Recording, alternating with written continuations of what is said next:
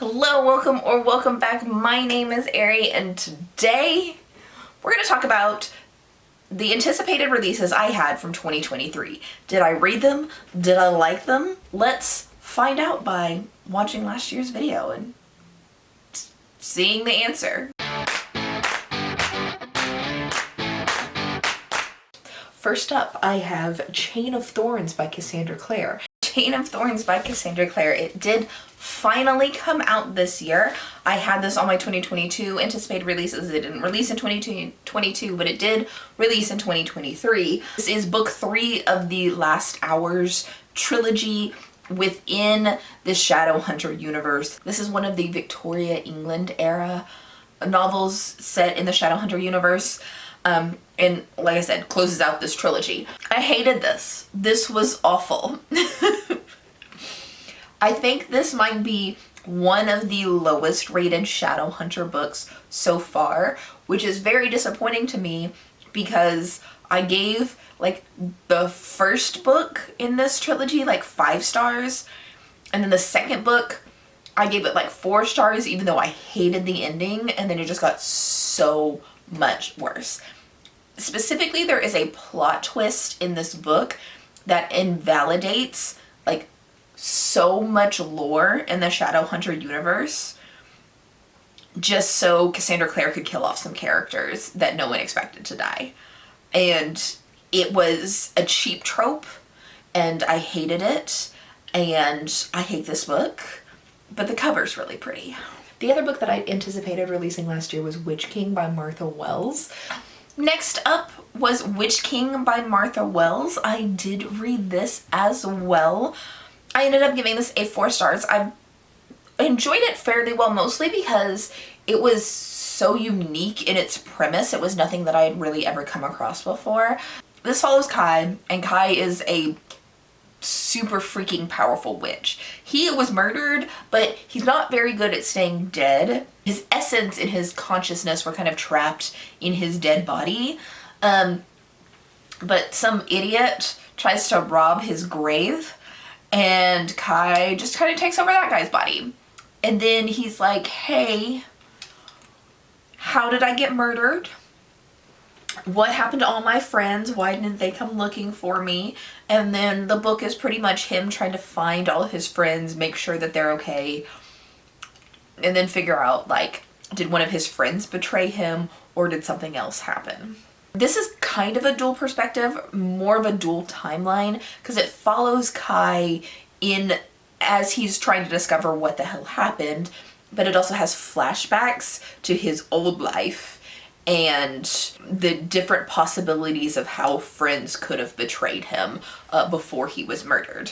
If you're going into this book looking for Murderbot, you're not going to really get it. This doesn't have like the same kind of dry, super socially awkward humor that Murderbot has. But if you like high fantasy with a little bit of a mystery plot, you may like this. Next up is another book that's coming out this month, Hellbent by Leigh Bardugo. Hellbent by Leigh Bardugo. This was the second book in the Alex Stern series, and it follows this chick named Galaxy, but she goes by Alex, and she works for one of the Yale secret societies because she can see ghosts, and her job is to police the other secret societies so that the ghosts don't like run amok. Can't say a lot about this book because it is the second one in the series, but this did win the Goodreads Choice Awards. So if you like dark academia, you'll probably like this series. Next up, a standalone book by one of my favorite horror writers, which is How to Sell a Haunted House by Grady Hendrix. Next I have How to Sell a Haunted House by Grady Hendrix. Now, while Grady Hendrix is one of my favorite horror writers, I absolutely hated this book. This is not about a haunted house, it's about a haunted puppet. Like ventriloquist puppet. Like absolutely F everything about this book. But yeah, I felt this was very misleading and I didn't like the story. I don't like this. I don't know what else I can say. I don't recommend it. I think this was also nominated for Goodreads Choice Awards. I really think everything we've talked about so far has been nominated for Goodreads Choice Awards. Sure. Next up, I'm gonna cheat a little bit and give 2 books by the same author because they're both releasing this year. I have A House with Good Bones by T. Kingfisher. Next up, I have A House with Good Bones by T. Kingfisher. Another one of my favorite horror authors. This book was mediocre at best. This one is a haunted house book. Something she's doing with work ends up falling through, and she has to stay with her mom for a couple of weeks or so, she assumes. There's not really a set timeline on it, but she can't really rent an apartment. She needs to stay somewhere, so she stays with her mom. And her really, really eclectic mom has turned her grandmother's house from the eclectic, beautiful place of her childhood that she remembers kind of back into the horrible old lady place that her grandmother raised them in when she was alive. And she's kind of wondering, like, what the hell is going on with mom that she's reverting back to our grandmother who no one really likes with all of her decoration choices, and like the house is kind of haunted. It's an okay story. It's not my favorite T. Kingfisher, but it's short, so if the plot sounds really good to you, maybe pick it up, but if you don't like it, T. Kingfisher has done much better than this. If it's not apparent yet, I've read almost everything on this list. I'll talk to you about the one that I didn't read when it comes up. Also by T. Kingfisher is Thorn Hedge. Alright, and then I have Thorn Hedge by T. Kingfisher.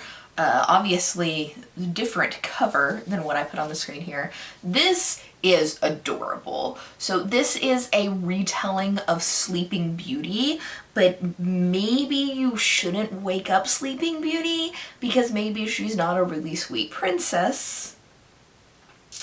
And that she has been put to sleep for a very, very good reason. And that's pretty much what this is about. This is from the perspective of the Maleficent fairy, but she's not like Angelina Jolie Maleficent. She's kind of like a brownie, if you're familiar with fairy lore at all. She's just a sweet little toad. Like, she's really a toad. And this was cute, and it's super short, so definitely pick this up. Next up, let's go from horror to some cozy fantasy with TJ Klune. In the Lives of Puppets. In the Lives of Puppets by TJ Klune. Now, the thing with this book is when I saw people reacting to the Goodreads Choice Awards, this one was in the sci-fi category, and everybody's like, that's not sci-fi. It is sci-fi. It's about androids. Like, it's a Pinocchio retelling where Victor, our main perspective character, is the only human left alive in a world full of androids. Androids are not fantasy creatures, they're sci-fi creatures. This is firmly sci-fi. So if you haven't read it and you're like, and you saw that reaction, no, this really does belong in sci-fi. The robots might have killed all the humans, and poor Victor is a little bit lonely, because he's the only human. Our main character is Ace Arrow, so if you're looking for that kind of representation, you might like this. I thought this was fine. It's not my favorite TJ Klune, and I don't really like Pinocchio, so I didn't realize it was a Pinocchio retelling going into it. I just knew it was TJ Klune. I'm sure if I would have read the synopsis before picking it up, I would have realized it was a Pinocchio retelling, but I don't do that a lot. I just go on vibes. It was fine. Not great. But if you like Pinocchio and want a reverse Pinocchio retelling, sure, pick it up. Alecto the Ninth by Tamsin Muir. Alright, we finally reached the one book I didn't read, and I didn't read it because it still didn't come out. I've put it on these like anticipated releases or want to read list for years now, and it just keeps not coming out. So it's not going on 2024's, even though I'm hoping it comes out in 2024, because we still don't have an exact release date. I will read it as soon as it comes out, but again, it's still not out. Next up, a horror release from everybody's favorite buckaroo, Chuck Tingle. He is releasing Camp Damascus. Next up, another fantabulous book. This is Camp Damascus by Chuck Tingle. 5-star read for me. This follows Rose, who is a very good girl, a very good Christian girl, and she lives near a pray the gay away conversion camp called Camp Damascus. Some weird shit goes on at Camp Damascus that's a little, you know, demony.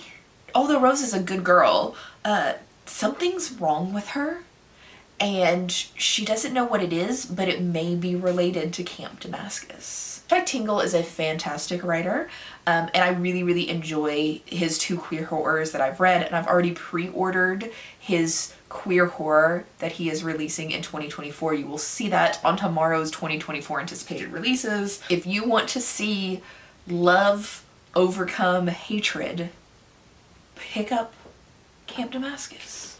Another one that I should have mentioned earlier, because it's a repeat author, is System Collapse by Martha Wells. Alright, System Collapse by Martha Wells. This is the newest novella in the Murderbot Diary series. It's deep in this series. System Collapse is book number 7. So I can't really tell you a whole lot about this particular book, but the series as a whole follows a sec unit, or a security unit called Murderbot. At least they call themselves Murderbot. They are a genderless mix of like human and robot. They were grown in a lab. They are not human born, and their job is to, you know, be a security force or a bullet sponge. And Murderbot, this particular sec unit, has kind of hacked its governor and kind of does whatever it wants instead of what the company wants it to do. Murderbot just kind of goes on adventures, hangs out with some humans, has immense social anxiety, and wants to do nothing but watch soap operas all day. I love Murderbot. You should love Murderbot. And I believe Apple Plus is actually making a Murderbot Diaries series with Alexander Skarsgård as Murderbot. I love Alexander Skarsgård, so I'm so looking forward to that show coming out. And finally, 4 books in 1. The Secret Projects by Brandon Sanderson. All right, last but not least, oh my gosh, these are heavy.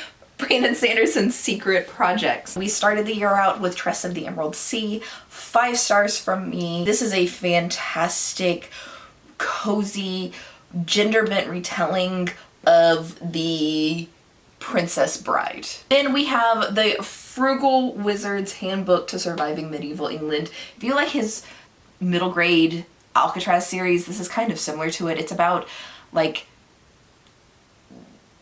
interdimensional traveling for profit. This one wasn't really to my taste, but it's Sanderson, so it's still kind of good. Then Yumi and the Night Painter came out next. A little bit Asian inspired, and it's about these 2 people who kind of like have an intertwined life, and they come from 2 totally different worlds. They don't know why they connect. Like, they feel like they're on different planets. The plot twist in here is pretty good, and it's also something told from Hoyd's perspective, so if you liked that perspective from Tress, then you might also like it in here. This one is the most forgettable out of the 3 that I've read. It's the prettiest cover. And then finally, The Sunlit Man. I haven't read this one, so, but it's got pretty black sprayed edges. I don't know what this is about. I haven't read it. But that is it. Those are all of my anticipated releases from 2023. I read all but 2 of them. One of them never even came out, so I couldn't read it. But I think that's pretty good. What do you think? Do you have any releases that you anticipated from last year that you still haven't gone around to reading, or were there any of them that you like absolutely loved or absolutely hated? Let me know down in the comments below, and I will be back tomorrow to talk about my 2024 anticipated releases. Bye!